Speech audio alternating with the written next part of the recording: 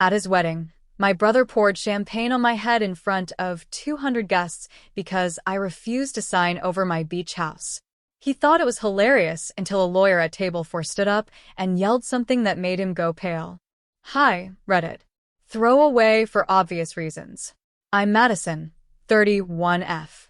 If you've ever been the less favored sibling, the one who funds her own path while her brother is gifted everything on a silver platter, you'll grasp why I'm finally posting this tale. Let me paint the picture.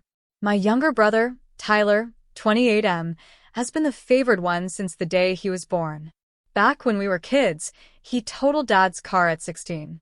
Boys will be boys, they said, while I was grounded for earning an A+ in math class. I cover my own college fees by juggling 2 jobs. My parents refinanced their home to fund a startup venture, which crashed and burned within a year. Even so, I maintain distance and remain polite. I run a modest tech consulting business and through sheer effort purchased a cozy little beach house roughly 2 hours from my childhood home. Nothing extravagant, but it's entirely mine. Throughout the years, my parents and Tyler have constantly suggested it would simplify things if the property were family-owned, meaning titled in Tyler's name. Jump ahead to last month. Tyler's wedding was planned as the highlight of the season. Luxurious coastal venue, unlimited bar, more than 200 attendees, the full spectacle. A couple weeks prior, my mom phoned with a plea. Madison, sweetie, this would mean the world to your brother. Would you simply sign the deed transfer at the wedding? We'll arrange a notary and all. It'd be such a heartfelt gift. Me. Mom, I'm not transferring my house. Drop it, please. Spoiler. She didn't drop it, not once. Tyler texted me over a dozen times, even promising I could visit any time if I just relinquished it. I disregarded them all. I assumed on his big day, he'd be too absorbed in the spotlight to obsess over my property, correct? Incorrect. The reception was stunning. I'd invested hours preparing, aiming to appear polished. I began to unwind, believing perhaps they'd abandoned the beach house agenda. Then midway through the meal, Tyler approached from behind with a huge smirk, champagne bottle in hand, trailed by rowdy groomsmen. He announced loud enough for the entire pavilion to hear, "You could have made today flawless, Madison. But since you refuse, let's at least raise a family toast." Then he dumped the whole bottle over my head onto my brand new gown before everyone. Gasps echoed. Some chuckled. My mother actually applauded. My dad merely shook his head like I'd provoked it. I sat there soaked, every gaze fixed on me. Tyler's fiancé, now spouse, appeared horrified yet stayed silent. I rose trembling and attempted to exit. That's when a lady at table 4, someone I'd met at legal seminars, rose angrily and shouted. Her words and the aftermath transformed it all. Silence fell after the bubbly soaked my hair. I was paralyzed, mascara streaking, dress destroyed, face flushed with shock and shame. Then a voice sliced through the whispers. That's assault. And I hope you didn't just destroy evidence before 200 witnesses, Mr. Carter. Eyes shifted to table 4. There stood Jennifer Harlan, senior partner at a prominent firm and coincidentally an acquaintance from a tech summit where I'd presented last year. She was livid. Tyler's expression, moments ago pure arrogance, turned ashen. Jennifer, amplifying. For clarity, property coercion and public shaming carry severe legal and monetary repercussions, particularly alongside demands for asset handover. Madison, you okay? Me, voice quivering. I'm okay. Jennifer, facing Tyler, understood. Consult your counsel before uttering another syllable to your sister. Actually, all here are witnesses and cameras are surely rolling. Murmurs began. The planner seemed ready to vanish. Tyler attempted a chuckle, but the mood flipped dramatically. My parents? Mom flushed crimson and whispered harshly, "Why can't you do one favor for your brother? Why complicate everything?" I said nothing.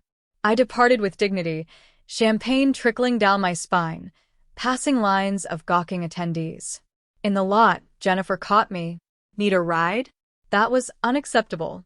You can absolutely pursue charges, Madison. Me. I just want home. Jennifer. Record everything.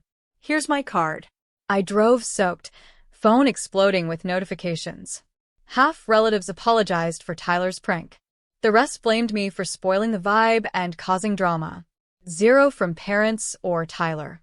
But morning brought escalation. A video of the incident hit Instagram, tagging me, Tyler, the venue. It was semi-viral locally, comments brutal. Worse, my attorney called. Someone, guess who, had attempted claiming my beach house under family consolidation. I saw this exceeded humiliation.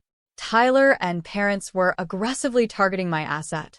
Unbeknownst to them, their schemes were set to rebound spectacularly. Post-wedding morning, my phone buzzed nonstop.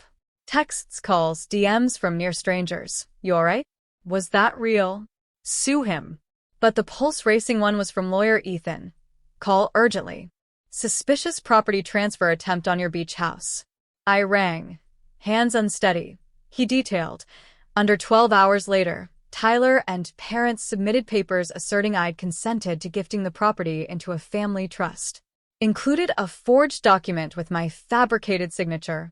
Without Ethan's alert, untangling could take months. Anger faded. I was finished. Me?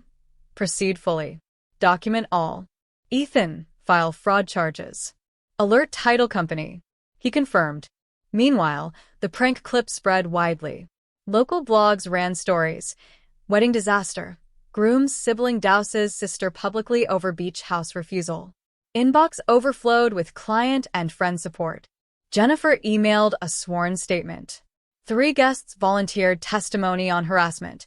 A cousin forwarded group chat screenshots of parents boasting they'd secure Madison's house for family. Tide shifted. Title firm disputed the property, blocking access. Police investigated forgery. My attorney secured restraining order barring further claims by Tyler and parents. Jennifer offered pro bono for humiliation and distress damages. Phone now rang with panic. Mom's lengthy voicemail. Madison, forget it. Tyler joked. No police. Family. Don't ruin us over mix-up. Tyler posted damage control video claiming sibling jest, pleading end to online hate. Highlight. His wife's parents, clueless, aborted honeymoon, returned demanding truths. Friend said she relocated to parents temporarily. Years of feeling insignificant vanished. I felt liberated, though repercussions continued. Weeks were dreamlike, starring in another's viral saga. Police concluded. Signature expertly faked. No resemblance.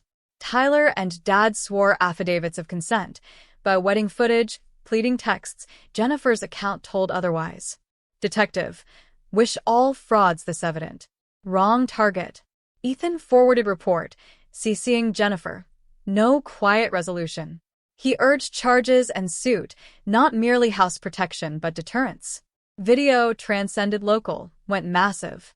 My saturated attire, Tyler's grin, Jennifer declaring assault. Online devoured it. Old classmates, college peers, ex-colleagues messaged, you good? Brothers fool. Vent anytime. Knew you'd succeed. Now hero. Tyler's weak apology stream worsened it. Stumbled on misunderstanding, comments ruthless. Skip stealing sister's house. Who douses kin at wedding? Wife reconsidering. Indeed. In-laws returned, saw chaos, sought explanations. Fortnight later, wife vacated, sought annulment. Family attorney queued with Tyler's debtors. Parents persisted. Midnight calls, office letter. Mom's voicemail haunts. You're fracturing family, Madison. We sacrificed for you. Brother aired. You're wrecking lives over trivial land. Return, discuss. But not house. Decades dismissed, exploited, expected yielding. I set boundary, held firm. Jennifer managed order and suit. Victory swift. Tyler, Dad settled evading criminality. Title updated deed, fraud noted. Mailed new notarized ownership. Locks replaced. Serenity. Lawsuit public. Phone ablaze. Family chat chaos. Aunt Barbara. Madison how? Mom devastated. Cousin Jordan. Barbara video? Tyler fraud. Uncle Mark calm. Madison forgive rightly. Nothing to forgive. Self-protected. Cease contact on this. Muted. Hours later, half exited.